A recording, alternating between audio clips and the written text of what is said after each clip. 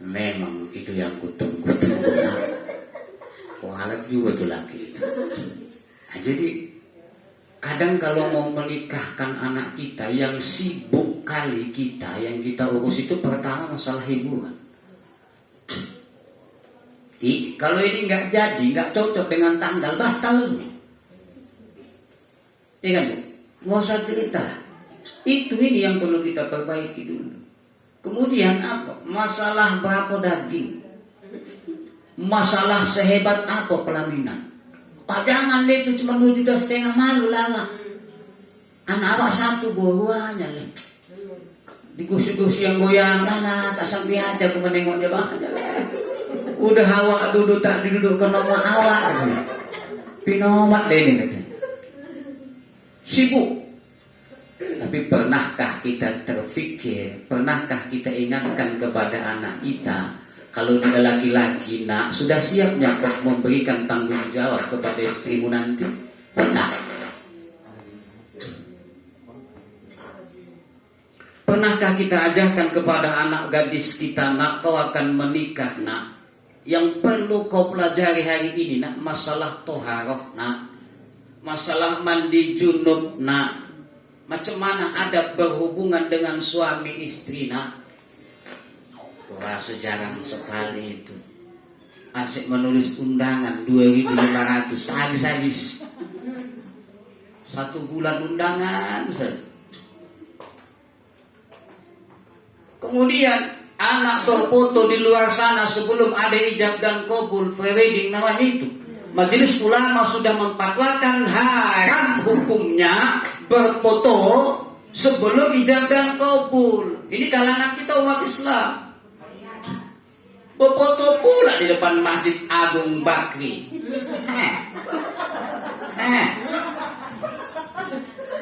Di atas sepeda, ya kan? Gaya itu aku topuk kali. Kalau nggak polu lagi, Pak. Kadang iya. Ya Allah, haram itu. Kalau sudah awalnya haram, bagaimana ke depannya? Subhanallah. Kalau laki-laki mudah memeluk wanita, yakinlah itu bakal dituakan. Pernah kita ajarkan itu kepada anak-anak kita? Tidak, kita sibuk dengan anak bolos itu. Pagi marhaban, al-jannatu wa na'imuha sa'dun liman yusalli wa yusallim wa yubarik alaihi. Doa, upah-upah doa, nasihat. Masuk ke jam 2, mulai ke jam terang. Tak peduli lagi, ya kan? Sholat zuhur, alah Pak, di jamaah aja lah. Sholat zuhur di jamaah, mana boleh jaga pesta. Banyak orang tidak sholat karena persoalan pesta dan rewang. Udah tobat lalis. Sayang. Maka itu bagi yang punya hajat, kalau tidak mengingatkan kepada yang bekerja membantu kita dalam acara pernikahan itu, maka ibu siap-siap untuk menanggung kesalahan mereka. Karena tak mengingatkan. Ingatkan. Tidak maksayat aja, Bu, sudah sampai waktu zuhur. Ayo gantian. Udah, lepas kewajiban kita. Ini kalau sudah datang banyak tamu, sibuk. Ada masuk kantong ada. Kelayu polo, asik-asik ke belakang ke dalam, memindahkan ke dapur. Polo pindahkan. Begitu ini tumpur, baru tahu deh. Udah agamanya tumpur. Hujan pula, ama daging banyak tak habis. Pingsan. Tak tahu aku nih bang. Kenapa kau? Cuma 5 juta dapat bang. Ribut sama suami. Gara-gara abang tak bagus mencari datunya. Udah aku bilang wasi polan. Abang wasi itu. Tak ada lah. Berantem gara-gara itu. Sebab perceraian itu banyak. Yuk, itu yang kedua. Jadi ibu yang dirahmati Allah, kita awali dengan doa, Allahumma ja'alni minat tawwabin wa ja'alni minal mutatahhirin waj'alni min ibadikas shalihin. Ini doa dibaca mau makan atau mau tidur, Bu? Bu, doa ini dibaca mau makan atau mau tidur? Bu? Oh, betul lah, Bu. Cuman 2 yang menjawab. Hah? Aku biasa nggak makan. Aku nggak tidur. Mana yang betulnya ini? Setelah teringat doa ini ada satu cerita, ini pasti jelas dan memang mungkin masih hidup orangnya. Karena kita santai-santai aja, ya kan. Doanya itu betul, tapi nggak tepat ya. Jadi diundanglah ini ada satu kebun. Diundanglah, kebetulan mudinnya tak datang. Berarti yang ditunggu terakhir datanglah pemanen juga. Kemudian dipakai lebih putih macam aku nih. Apa kata tuan rumah? Engkau DNS ngomong doa. Sampailah pula, sampai duduk mulailah disusun. Betul lah pula, dia suruh doa, dia pakai lebih. Yang lain pakai peci. Menengok peci udah tak suruh tuan rumah. Kenapa? Udah bobolang ini habis bulunya. Ada kan peci kan? Peci laki ibu deh itu tak peduli, sakit tak pedulinya istri sama laki itu. Peci ya, bapupaan kan. Nanti si doa bapak si polang katanya.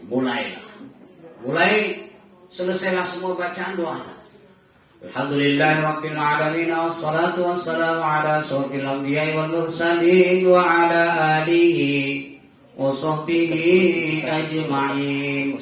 Doa kedua Yasin dibacanya doa Allahumma hdini fi man hadait wa afini fi man afait. Doa kunut.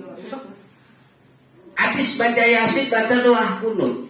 Doa itu betul, tempatnya yang tak betul lah itu dia. Jadi Allahumma ja'alni minat tawabin wa ja'alni minal mutatahhirin wa ja'alni min ibadikas sholihin. Apa kata Allah? Aku tuh suka sama hambaku yang bertaubat. Berarti kalau bertaubat dia harus membersihkan dosanya kepada Allah.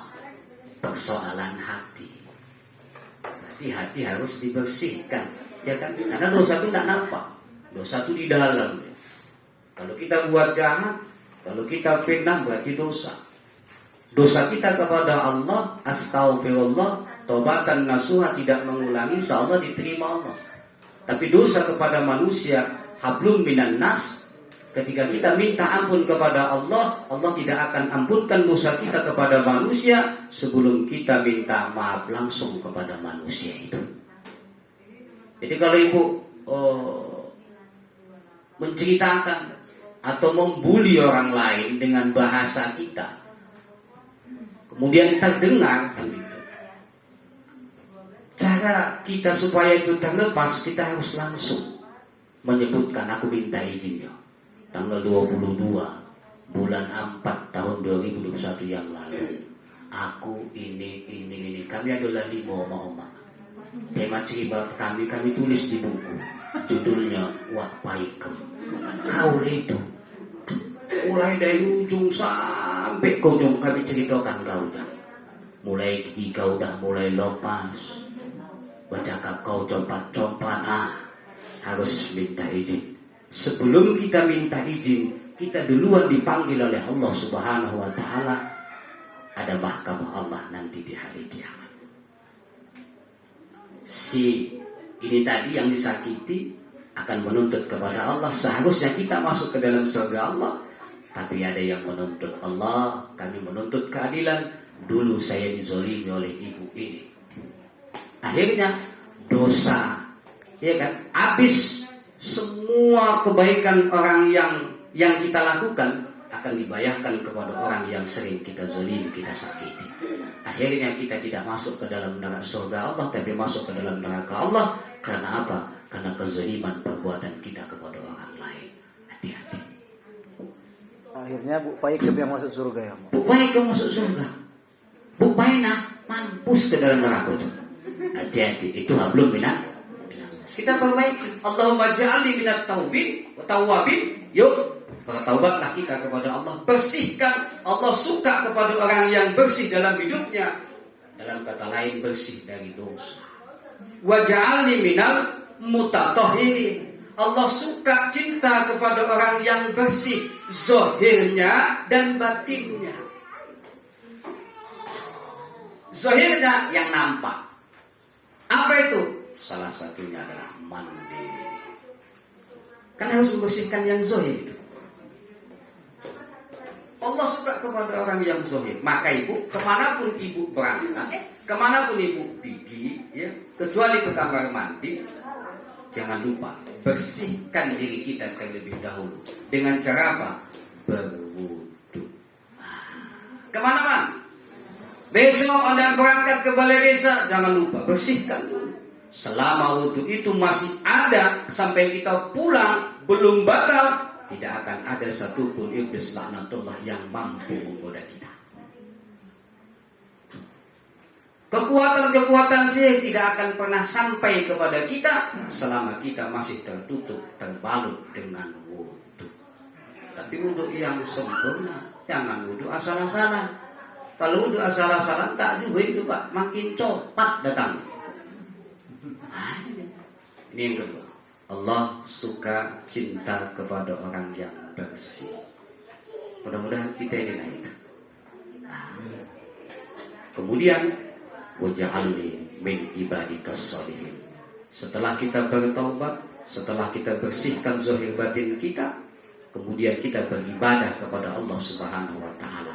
Syarat sah ibadah zahir dan batin harus bersih, insya Allah ibadah diterima. Salat tidak akan diterima ketika toharoh kita tidak sempurna. Salah satunya adalah mandi hadas besarnya.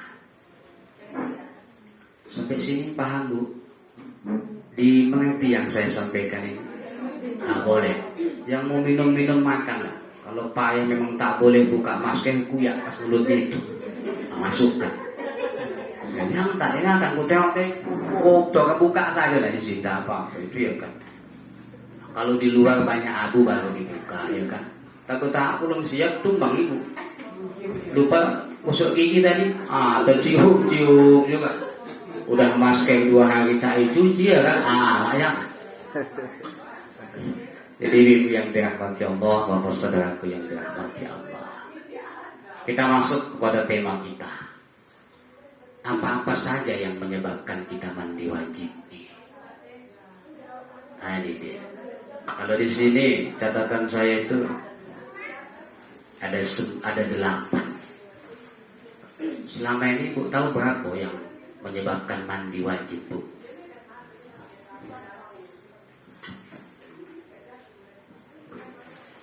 Halangan, nifas, haid, bersenggama. Itu aja Ibu ya. 4 ya kan? Meninggal ya, meninggal wajib mandi. Apalagi itu Bu? Meninggal sama mati sama itu ya. Baik, kita runtut dari pertama ya. Sebab-sebab mandi itu yang pertama keluar mani. Apa itu? Sperma. Nah itu, ini ceritanya ke sana ini, karena kaitannya fikih. Kalau fikih, kalau dia pengkajian tohar, pasti kaitannya ke sana.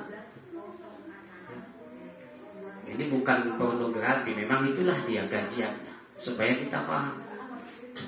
Nanti ada bagian-bagian khusus yang harus kita perhatikan, supaya sempurna toharah kita itu. Ada hal-hal yang mungkin selama ini tak kita pahami dan tidak kita lakukan. Makanya kadang sholat kita tak khusyuk. Nah ini dia. Maka Ibu, sebelum kita kita bertoharoh, sebelum kita mandi atau sebelum kita berwudu gitu, habis kita BAB atau buang angin, mohon maaf, dalam hukum fikih jari tengah ibu ini harus masuk ke dalam dubur. Kan terbuka ya. Batas terbuka itu wajib dibasuh. Maka disunahkan ketika kita mandi dalam posisi jongkok supaya dia terbuka. Nih Bu, nih. Pernah nggak dilakukan habis BAB dimasukkan ini? Tidak kan? Itu masih kotor. Makanya kenapa ketika Rasulullah menjumpai ketika dia melintas kuburan, apa kata Rasulullah? Ini dua jenazah ini, satu diantaranya disiksa karena apa? Karena tidak istinja. Tidak sempurna istinjanya. Itu salah satunya. Maka bagi kita kan disunahkan berdehem kan, habis BAB, habis kencing kan. Supaya apa? Supaya dia jangan tetap lengket di saluran kencing tadi. Kenapa batu karang ada? Itu tadi Islam dari dulu sudah mengajarkan itu. Apa? Berdehem. Disunahkan 3 kali. Setiap deheman itu pasti ada yang keluar sisanya. Kemudian kita istinjakan, kita cebokkan. Nah, jadi ibu yang dirahmati Allah, bapak saudaraku, ini perlu diperhatikan lagi ketika kita kencing ya, mohon maaf ini, buang air kecil. Ini kebanyakan laki-laki masih dalam posisi berdiri. Sudah jelas itu dilarang, tidak boleh dalam posisi berdiri.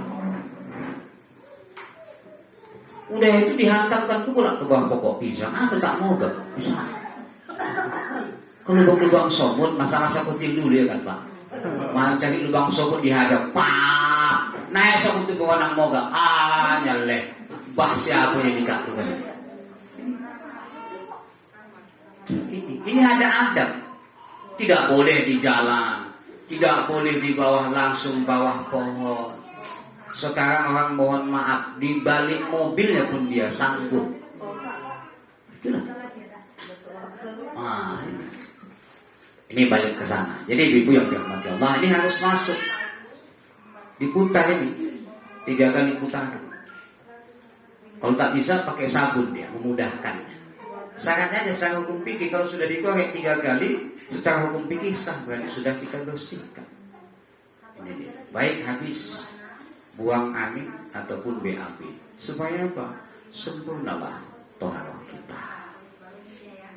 Ibu ya. Jadi Bapak Ibu Saudaraku, yang pertama penyebab mandi wajib itu keluarnya mani. Apa itu? Sperma. Ya, sama kita paham. Ada juga dia yang cair Bu, itu namanya mazi. Kalau mazi itu najis, kalau sperma itu tidak najis. Jangan salah kita. Sperma itu tidak najis. Yang najis itu mazi. Dia putih macam susu warnanya, agak cair. Itu biasa kalau kita ngeden itu mau keluar. Apalagi habis makan jengkol atau itu, ya kan? Fire keluar, membatu. Katanya. Itu kadang mau keluar mazi. Itu najis. Itu wajib dibasuh. Tapi kalau sperma ini tidak najis dia. Cuman dia benda yang hina, menjijikkan, tapi itulah asal mula kita. Kalau sudah menyatu dengan sperma wanita, wah ini yang bahaya. Jadilah dia. Jadi siapa? Bisa jadi nenek, bisa jadi atok. Itu dia. Perkara apa? Perkara lembut, perkara orang tadi itu. Itu dia. Ibu yang dirahmati Allah Subhanahu Wa Taala. Ini sebab mandi yang pertama yang perlu kita pahami, keluar mani. Jadi keluar mani itu sengaja atau tidak sengaja. Apa nama istilahnya itu? Kalau laki-laki mohon maaf, onani. Haram itu Pak, termasuk zina. Hati-hati. Menghayal ya. Bukan dari kalangan remaja saja, tapi sampai atau pun ada yang melakukan itu. Sudah menjadi semacam penyakit itu. Baik keluar ataupun tidak, wajib mandi. Ini perlu diperhatikan anak-anak kita Bu. nampak itu. Mohon maaf, orang yang biasa mengeluarkan secara paksa sperma atau mani itu kelihatan dari tubuhnya. Tak ada semangatnya itu. Perhatikan anak-anak kita itu. Kalau sudah HP lebih banyak dilihat, hati-hati. Masalah sekarang di sini. Jangan kamu kira HP kuning-kuning tak bisa. Oh, Pak, Facebook, WA, apa lagi? Tak ada di sini. Tak ada. Anak-anak kita pandai membuka situs-situs. Akhirnya apa, ditontonlah yang tidak. Apa kata bapak tadi? Menghayal lah. Ditengoknya lah kan. Menghayal. Apa? Istilah kalau dalam olahraga 5 jari. Itulah onani. Mohon maaf, kita ceritanya ke sana. Ya. Olahraga 5 jari. Dipaksa lah pula. Perempuan begitu juga. Nah, jadi ibu yang dirahmati Allah, bapak saudaraku, kalau perempuan begitu juga dia. Mohon maaf, memasukkan benda tumpul ke dalam kemaluan untuk menunjukkan rangsangan kepada dia. Akhirnya tidak keluar sperma, maka dia wajib mandi itu. Ini yang bahaya anak kita ini. Jadi onani itu zina, haram hukumnya, baik laki-laki dan perempuan. Ini yang pertama, keluar sperma, sengaja atau tidak sengaja. Kalau orang Tanjung Bali bilang tapor cik, katanya cik, gitu hatinya itu. Jadi itu yang pertama. Yang kedua, sebab kita mandi wajib itu mimpi basah. Mimpi. Dalam mimpi itu ibu terbang di awan-awan. Oh, kalau bahasa bilang endohoi. Mimpi keluar sperma itu, wajib mandi. Itu tanda-tanda bagi anak-anak kita. Ya, beranjak dia dewasa, dia akan mengalami mimpi, baik wanita maupun pria. Kemudian di usia kita nanti yang kedua, di usia setelah 40 ke atas itu Pak, dia akan mengalami itu lagi sekali lagi nanti. Udah mengalami Pak? Yang pertama udah ya? Yang kedua belum? Udah. Ini hukum. Maka hati-hati Bu. Kalau suami kita ya sudah mulai mengantongi sisir di belakang, hati-hati, itu pubertas kedua. Ikuti kemana dia pergi. Zaman dulu Pak sisir pada kantong. Sekarang apa? HP. Sikit-sikit. Tak potong itu bolong tidak sisir itu tengahnya. Yang penting gak ayo. Hati-hati. Kemana pun dia ikuti. Kakak mandi pun ikuti dia. Kalau lama, ya bilang. Jadi Bapak Ibu Saudara yang dirahmati Allah, keluar. Kalau bagi wanita itu disebut dengan ihtilam namanya. Dia akan mengalami itu juga, mimpi basah, wajib mandi. Artinya keluar sperma. Nanti tanyakan kepada anak kita Bu. Itu tanda-tanda dewasa. Tanyakan kepada anak kita, kalau perempuan dia kan laki-laki mimpi, perempuan juga akan mengalami mimpi itu. Pertanyakan kepada mereka, kalau sudah wajib mandi itu maksudnya. Jangan kita biarkan, karena dia sudah wajib mandi itu. Ini dia. Itu yang kedua, sebab mandi wajib, mimpi basah. Kemudian bersetubuh. Ya, bersetubuh. Keluar atau tidak keluar sperma.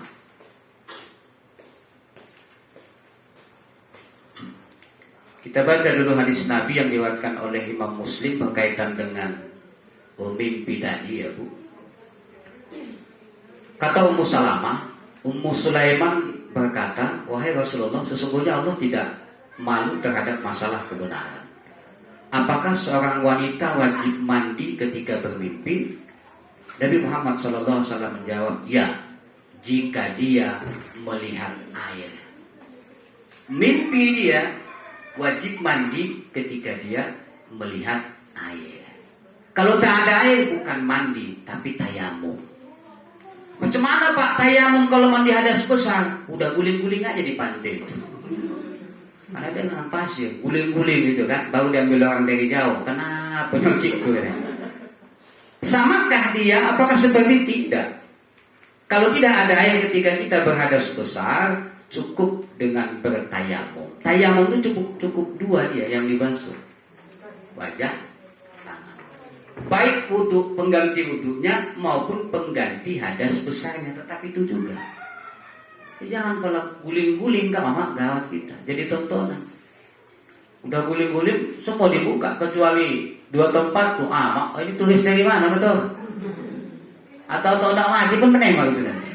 Nah, yang tidak seperti itu, tetap bagaimana pelaksanaan tayamum ketika mau sholat. Jadi kata Rasulullah, wajib, iya, jika dia melihat air. Hadis riwayat Muslim dan lainnya. Kemudian berkaitan dengan bersetubuh ini, dalam hadis juga diriwayatkan oleh Imam Muslim, apabila seseorang duduk antara bagian tubuh perempuan yang 4, apabila laki-laki duduk antara bagian tubuh perempuan yang 4, di antaranya 2 di antara tangan serta 2 di antara kedua kaki. Antara 2 tangan itulah yang baru meletus semalam, Gunung Semeru. Tapi sebelah yang meletus, sebelah lagi belum. Ya kan Bu? Berapa ini Gunung Semeru? Jawa, di Jawa. Kalau yang ada pada manusia kan ada 2 Gunung Semeru namanya. Lambat ketawanya. Jadi itu dia. Jadi kata Rasulullah, di antara 2 tangan serta 2 kaki, kemudian menyetubuhinya, maka wajib untuknya mandi, walaupun mani keluar atau tidak keluar. Jadi kalau dia hanya menyetubuhi, mohon maaf, bagian 2 tangannya saja, ya tidak sampai yang di bawah antara kedua kakinya, keluar tidak keluar, wajib mandi. Ini perlu kita pahami. Oh, nggak keluar kok katanya, tapi dia sudah setubuhi istrinya, walaupun hanya bagian atasnya, tetap mandi. Paham ya Bu? Ini yang perlu kita pahami. Kemudian yang ketiga, sebab kita mandi, ya yang ketiga bersetubuh, meski tidak keluar mak. Itu yang mau aku bilang, belum apa. Tetap menang aku, kalah kamu. Aku yang punya bahan. Baik, baru kita masuk yang keempat. Apa Bu? Yang keempat, haid. Tapi jangan pas haidnya. Orang kadang mandi setelah berhenti haid. Ini banyak ragam ini perempuan. Paling lama dia 40 hari kalau haid. Ya, ada yang seperti itu. Kemudian 21 hari. Kemudian pertengahan 15 hari. Kemudian pertengahan dari 15 itu 7 hari. Sekurang-kurangnya dia 1 hari atau 3 hari. Itu perempuan. Maka bapak laki-laki harus paham kapan istrinya haid. Kenapa? Itu ladang bapak. Lah kan dalam Al-Quran dibilangkan, datangi ladangmu, sawahmu. Datangi. Dari mana yang kau suka? Tapi jangan tanami sawahmu. Ya, jangan tanami sawah tetanggamu katanya. Artinya apa? Mana yang dibolehkan itulah. Mohon maaf. Sampai ada orang yang bukan duburnya, tapi duburnya tempat BAB itu, mohon maaf, yang dia setubuhi haram itu. Jadi selesai haid wajib mandi. Ini banyak lagi muncul persoalan.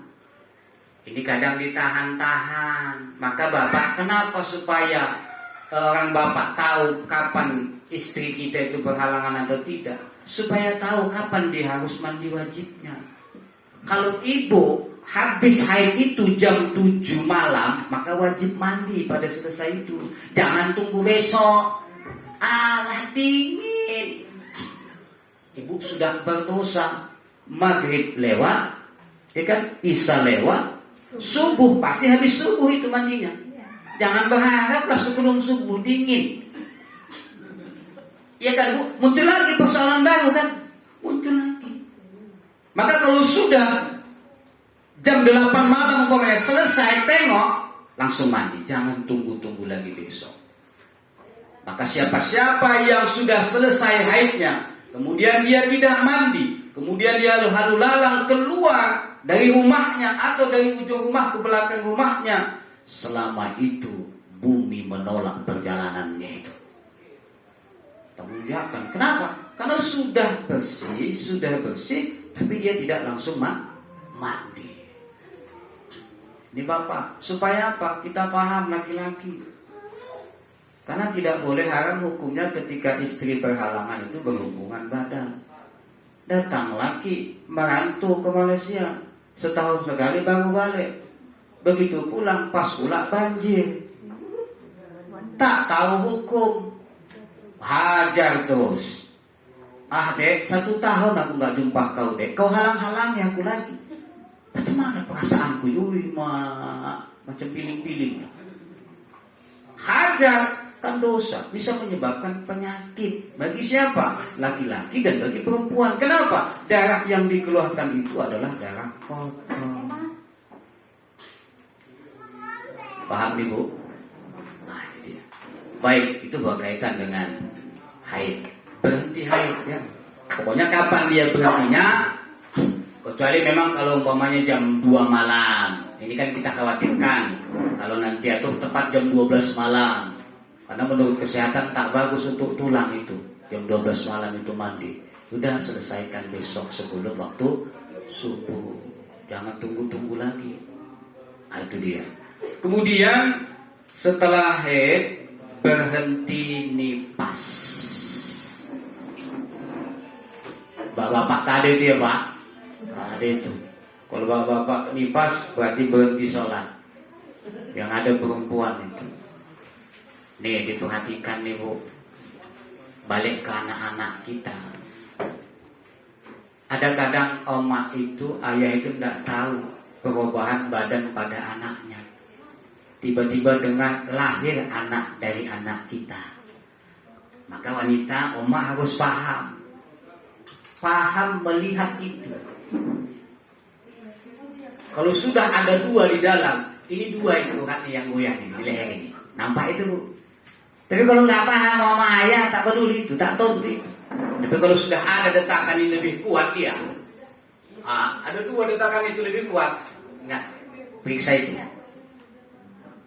Kasus yang mungkin media sosial, ya, yang dibuang ke sungai, setia janji, ya kan, dibuang ke sungai. Persoalan itu, kebetulan badannya agak gemuk, tak tanggal pula, dia kan, tiba-tiba lahir, coki anak tuh. Cantik, Masya Allah, cantik anak tuh laki-laki, gemuk. Masukkannya ke plastik, bungkusnya goni, masukkannya ke box, disuruh buang ke sungai. Sudah berapa dosa yang diterimanya? Zina, ya kan? Kalaupun nanti dibunuhnya itu, na'udzubillah, summa na'udzubillah. Pas saya waktu itu di polsek, sampailah dia dibawa sama kepolisian Bapak janji, ku tengok. Badan gemuk. Karena itu persoalan tadi. Kenapa?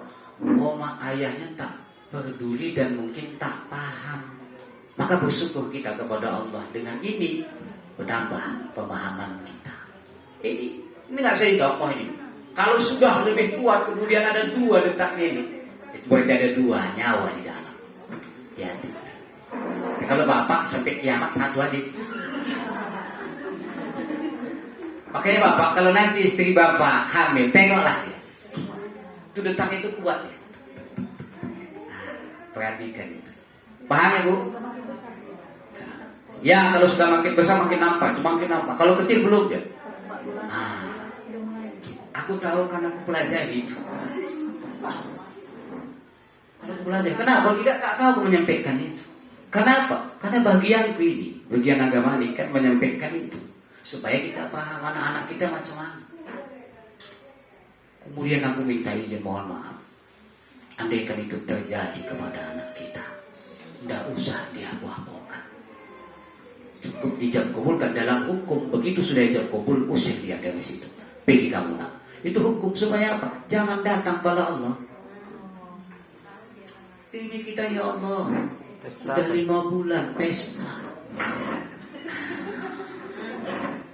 Agak kocil pula selayangnya itu. Apa dah? Aturan cuma 3 yang tahu. Seberapa undangan yang datang, sebanyak itulah aib kita dibukakan. Apa nggak mau kau? Bangga pula. Gondang pula, diajak pulang lagi gondang kaca. Lahir anak lo. Ada kejadian turun dari pelaminan. Kata anak. Nauzubillah summa nauzubillah. Heboh. Jadi ada kaitannya ke situ. Bapak ibu harus tahu kapan haid anak kita. Bapak juga harus tahu. Tanya kepada istri. Untuk apa? Supaya kita jaga. Tengok anakmu. Udah haid belum dia? Tandai kapan dia haid. Pertama nangis itu biasa itu anak perempuan. Takut. Apa jadi kata? Karena saya punya anak gadis pertama. Anak saya pertama perempuan. Saya bilang mamanya. Kebetulan mama itu perhatian betul. Saya banyak belajar dari istri saya juga. Itu bang ini sini. Oh ya pula kepikir. Begitu dia mau setelah saya menghamili istri saya, ya nggak apa-apa istri saya, menghamili istri saya, ya kan? Dikasih tahunya ini bang dia, oh ya pula, memang detak itu kuat itu. Kita harus tahu sampai ke sana. Jangan suruh saja pak, suruh saja membuat, ya kan? Habis itu tinggal, buat lagi, tinggal, lahir anak dari mana-mana lagi, ya kan?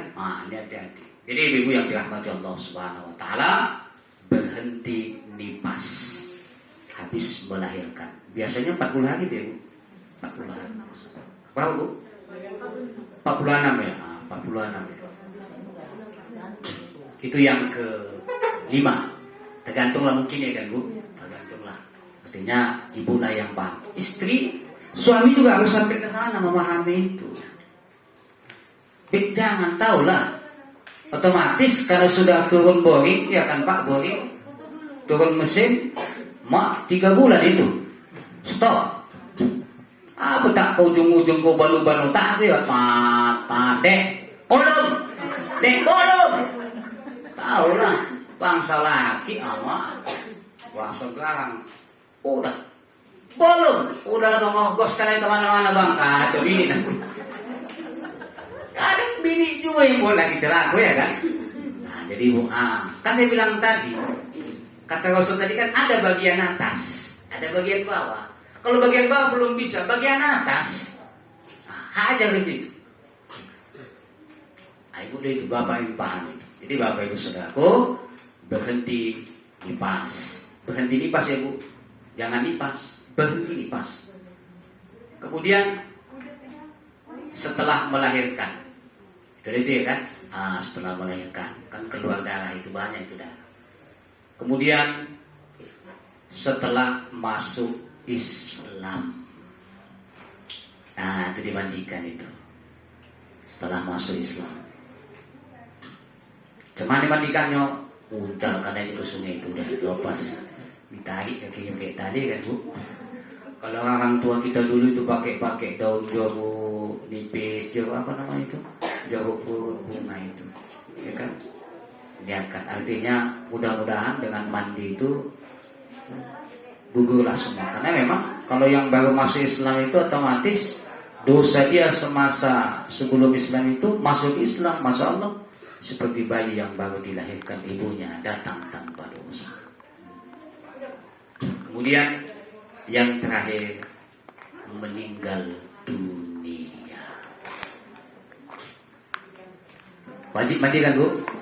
Wajib mandi. Ada juga yang tadi mandikan kalau dia berjuang di jalan Allah, mati berperang, kemudian senjata itu masih menancap lagi di tubuhnya, maka dia tidak dimandikan, langsung dikuburkan. Namanya mati syahid.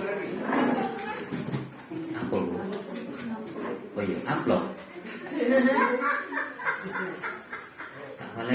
tapi tak apa. Oh, bukan isinya. Jadi baik ibu-ibu yang dirahmati Allah, itu sebab-sebab mandi, ya kan? Supaya sama kita tahu ya. Jadi tanya nanti kepada bapak ibu, kapan dia halangan? Bapak harus tahu. Dan ibu jangan ditunggu lama-lama mandinya. Ingatkan kepada anak-anak kita. Kemudian kalaupun sudah mandi, tidak usahlah pamer. Kan? Kadang beranduk-anduk ke kode. Nanti tiada rambut bas mendedehi, ya itu masya Allah. Tidak usah ditutup. Kawasan ya lah biasa.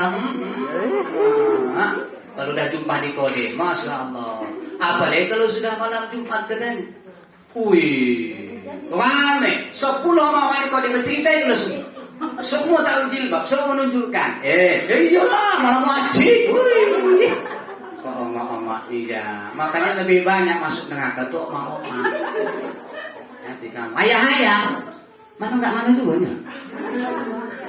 Jadi, ya, itu enggak boleh, itu aib. Enggak perlu itu diceritakan. Harus ditutupi. Ini oma-oma kebanyakan seperti itu. Jangan ditunjukkan, ya. Kalaupun ibu bekerja nggak pakai jilbab, tutupkan pakai anduk tuh. Yang penting jangan kelihatan. Masih basah-basah, mengalir lagi itu, kekede dia.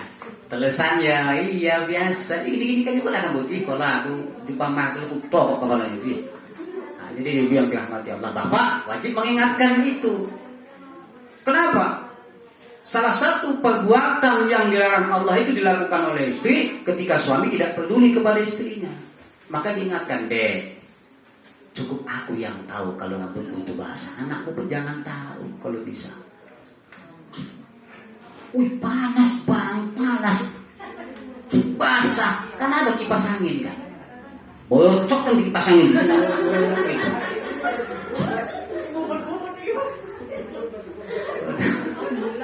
Apa kalau yang di apa itu apa namanya? Dryer. Aja, aku tak paham bahasa itu.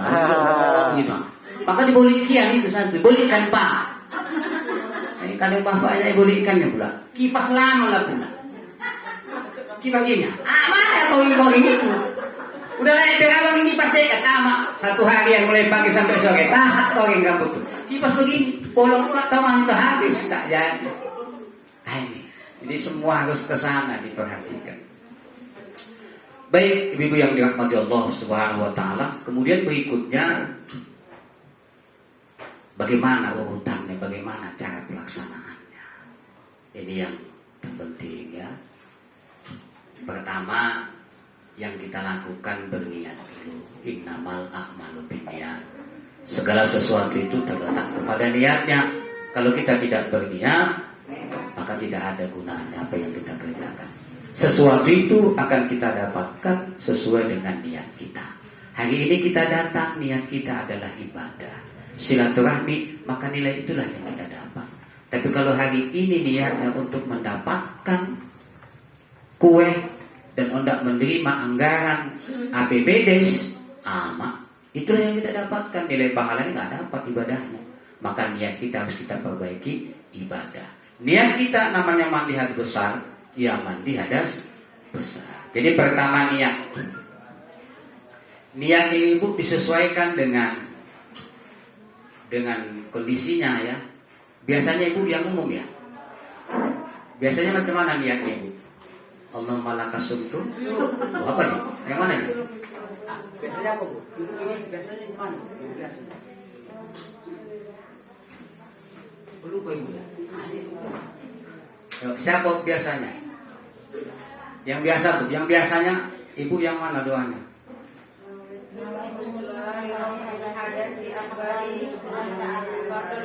Fadlillahi itu yang umum ya. Itu yang umum. Di sini ada 3 saya tuliskan. Nawaitu ghusla liwafil hadasil akbari fadlillahi ta'ala. Itu yang umum, yang biasa, keseluruhan. Kalau akbar berarti besar, berarti seluruhnya ya. Dan ini harus kita ajarkan kepada anak kita gitu. Ini nak, Kalau kau nanti nikah nak, ini niatnya nak, jangan lupa. Kemudian yang kedua, kalau dia setelah haid, ya, nawaitu ghusla li raf'il hadasil haidi lillahi ta'ala. Lebih khusus lagi ya. Ya, tambah haid ya. Ya. Nawaitu ghusla li raf'il hadasil haidi. Enggak ada akbar ya. Ya, li raf'il hadasil haidi lillahi ta'ala. Itu dot haidi. Itu ya. Nanti boleh lah kalau memang mau di copy boleh. Cuman ini saya tulis tangan aja tadi ya. Gak apa-apa nanti ini kalau memang mau di copy gak apa-apa nanti di copykan ya. Gak malah dibayar ini gratis. Biar nanti orang desa aja yang bayar. Ya, nawaitul ghusla li raf'il hadasil haidi, supaya lebih khusus dia. Kalau yang selama ini kita semuanya itulah nifas, itulah haid, itulah hubungan badan, yuk ini kita lebih fokuskan lagi dia. Kalau nanti yang hubungan badan, nawaitul ghusla li raf'il hadasil akbari fardhu lillahi ta'ala. Kalau nanti yang haid, ini Bapak jangan salah. Kebetulan dapat juga fotokopi, tengok ini dua. Nawaitul ghusla li raf'il haidi ke ama. Jangan pula itu, cukup koma-komanya saja ya. Kemudian setelah nifas, nawaitul ghusla li raf'il hadasil nifasi lillahi ta'ala. Habis nifas ya. Nanti kita dapatkan kopinya. Itu urutan pertama. Sebelum mandi itu niat terlebih dahulu kita pasang. Kemudian mohon izin ketika kita mandi, biasakanlah untuk memakai pakaian mandi. Ini biasanya ayah-ayah ini, tapi tentunya pas macam bayi baru lahir. Tapi bukan ayah-ayah sini, kalau ayah sini insyaallah biasa pakai baju itu lagi dia lagi. Kalau ayah sini insyaallah kelihatan dari muka-mukanya kelihatan itu. Kalau mandi itu pakai pakaian basah. Jadi Bapak Ibu Saudaraku, ini yang perlu diperhatikan dan ingatkan itu juga kepada anak-anak kita, supaya mereka menjaga adab mandi itu. Apalagi anak gadis kita, ya kan? Walaupun kita berada di dalam kamar mandi tertutup, tapi adab-adab dalam mandi itu harus tetap kita jaga. Mohon maaf, kita yang berhubungan badan saja oleh Rasul supaya ditutup. Cuman kadang awak kalau sudah taruh tak, taruh jung, tak tontu lagi. Hendak bertutup selimut atau tidak. Walah apa? Usaha sempet. Adab juga harus dilihat. Jangan menghadap kiblat. Ini hajar saja kalau sudah ke ujung tadi itu, tak lagi tontuan. Ini adab. Posisi harus dijaga. Kalau bisa bertutuplah dengan selimut. Itu dia. Perempuannya yang Ya laki-laki perempuan saja mengingatkan. laki-laki jarang tuh Pak, perempuan. Iya, mengingatkan. Ya kalau laki-laki tak mengingatkan, istri mengingatkan. Kalau dua-duanya tak mengingatkan, cukuplah Allah mengingatkan, dibungkus sama kain putih. Tak lagi mengingatkan. Ini ya harus kita jaga, ini harus kita perhatikan. Kemudian setelah niat, mulailah kita mencuci kedua tangan kita. Ya. Biasanya mana mandinya Bu? Langsung? Oh ya, oke. Jadi setelah mencuci kedua tangan, baru yang ketiga mencuci atau membersihkan bagian anggota tubuh yang kotor. Itulah salah satunya kemaluan kita. Maka saya sampaikan ini, Ibu, mohon maaf, Bapak, kalau habis berhubungan, kalau bisa jangan langsung berdiri. Telentanglah dulu, selonjorkanlah kaki dulu. biar semua mengalami lemas dia. Jangan langsung berdiri. Itu salah satu penyebab stroke bisa seperti itu. Kenapa? Nafsu itu darah itu masih memuncak. Udah, tenang dulu. Sama itu dengan kita bangun tidur, Bu. Kalau kita mau bangun tidur, ya, setengah menit udah buka mata, jangan langsung bangkit. Duduk dulu. Pemicu stroke yang tidak dipahami salah satunya itu. Begitu apalagi kalau terkejut, bang ada di pupus. Itulah yang memicu stroke itu. Maka kesehatan mengatakan, yuk, begitu sudah buka mata, setengah menit aja dulu. Tengok, baru duduk. Setengah menit, kita duduk. Setelah itu, setengah menit aja, bangkit. Supaya apa? Supaya netral dulu. Sama itu tadi dengan habis berhubungan. Jangan langsung berdiri, jangan langsung berjalan. Lemaskan, lempangkan dulu, netral dulu semua. Sudah lemas semua yang togang-togang itu barulah. Kalau mau cuci, kalau mau berangkat kamar mandi silakan. Supaya apa? Kita jaga juga kesehatan. Jangan suruh kita akhirnya cuma sekali, habis itu lumpuh. Apalagi mohon maaf kalau sudah kena gula, itu nafsu berkurang. Apalagi usaha kotok tuh Pak. Jadi Wow aja nggak bisa men. Wow itu tak senang lagi. Wow. Itu kalau sudah datang penyakit, apalagi penyakit gula itu. Itu dia. Kuncinya itulah. Kita yang membolok kita sebenarnya. Kenapa? Kalau obat-obat itu hanya sebagai tambahan, kita itu sebenarnya. Makanya kenapa Rasul ajarkan kita tidur miring sebelah kanan. Ada kunci, ada rahasia semua. Jadi ibu yang dirahmati Allah, nanti sampai ke sana kita sampaikan ya kan, supaya kita paham. Baik, setelah mencuci dua tangan, mencuci bagian yang kotor, kemudian kembali mencuci kedua tangan. Karena kan kita harus mencuci yang kotor tadi, kita cuci kembali kedua tangan, baru kemudian kita berwudu. Niat wuduknya hafal kan Bu? Hafal Bu?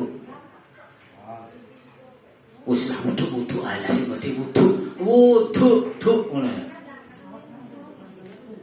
tak lagi mengajari mau berduri lah, ya kan sudah paham lah itu untuk niatnya. Setelah berwudu baru membasuh kepala. Ibu bapak jangan langsung disiram air yang segayung tuh ke kepala. Itulah yang menyebabkan juga stroke. Itu dia. Kenapa? Dingin air itu yang membuat pembekuan nanti di otak. Dingin itu loh, terkejut itu. Makanya kalau ada orang tua kita, siapapun yang jatuh di sumur, di kamar mandi, biarkan saja. Jangan diangkat, jangan ditolong. Biarkan dia berdiri sendiri. Kenapa? Darah itu kan memuncak ya Pak. Kejut, tegang dia, selesailah. Itu dia. Biar aja dia. Macam kita kena stroke, terkejut dia. Biar aja dia, biar bangkit sendiri. Dipegang, jadi itu Bu. Stroke itu. Asal tersenggol aja dia, tak. Stroke.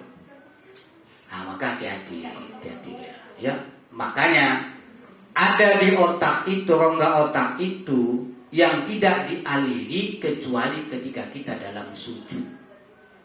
Maka kenapa Rasul sebutkan sholat itu harus ada tumakninah, berhenti sejenak, supaya rongga otak yang tidak dialiri ketika kita berdiri atau duduk itu teraliri ketika kita dalam keadaan sujud.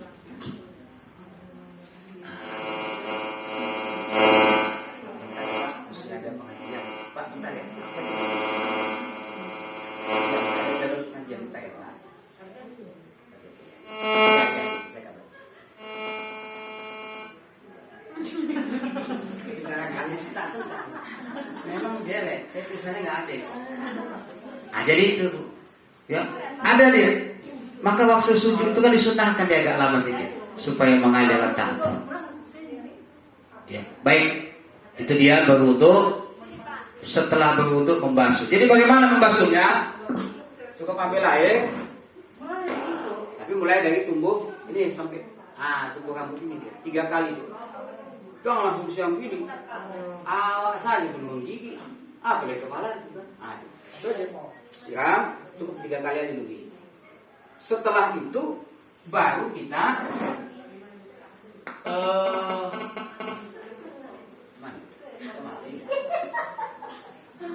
setelah membasuh kepala, baru kita masuk yang ke berikutnya ke-7, mengurai rambut bagi laki-laki. Apa namanya ini? Diseka-seka gitu ya, seka-seka. Cuman bagi wanita ketika ditanya oleh Zainab kepada Rasulullah SAW, rambutku diikat ya Rasul, katanya. Macam mana? Bolehnya kebuka? Jangan. Cukup basuh aja atau alihkan air itu saja, buka ikatannya itu, alihkan begitu saja. Itu bagi wanita. Kalau dia bagi pria, dia harus diseka dia, diurai dia. Apalagi kalau rambutnya panjang. Itu ya Bu. Setelah itu paham Ibu kan? Dipaham ya? Baik. Jadi setelah itu barulah membasuh seluruh tubuh. Mulai dari yang kanan. Posisi kita harus jongkok supaya terbuka tadi tubuh kita itu ya. Kemudian mulailah basuh dari sebelah kanan.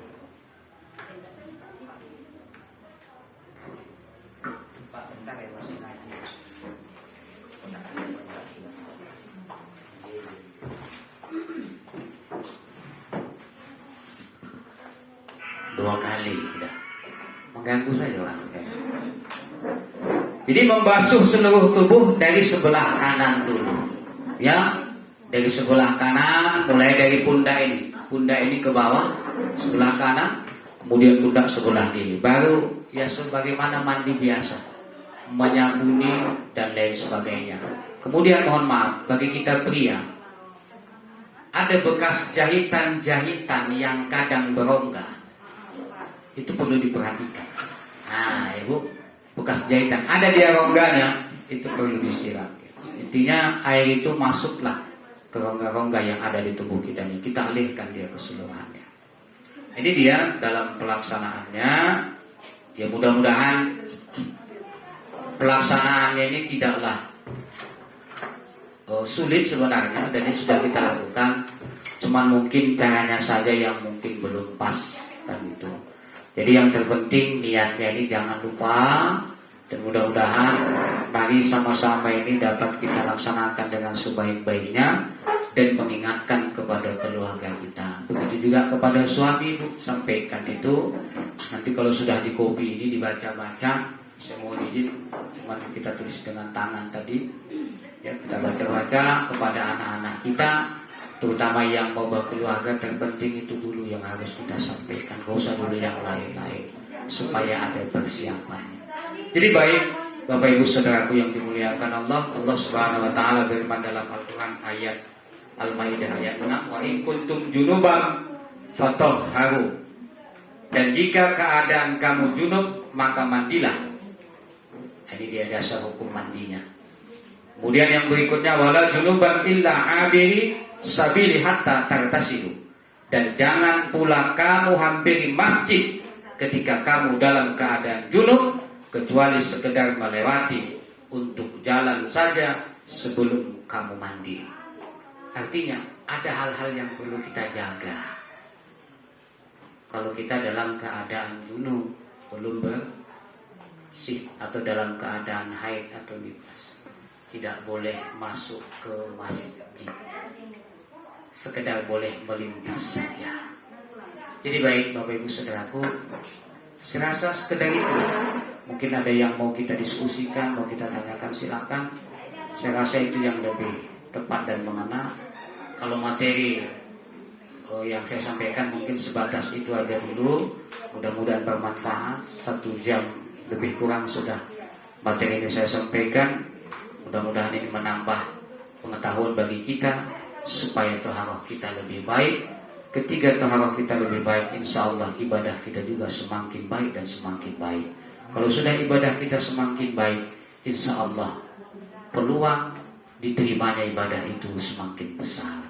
Karena semua terletak kepada taharah kita. Mudah-mudahan bermanfaat. Mohon izin, mohon maaf atas segala apa yang disampaikan mungkin kurang tepat, tidak cocok bahasanya. Izin maaf kepada kita yang berhadir. Demikian untuk sementara. Assalamualaikum warahmatullahi wabarakatuh.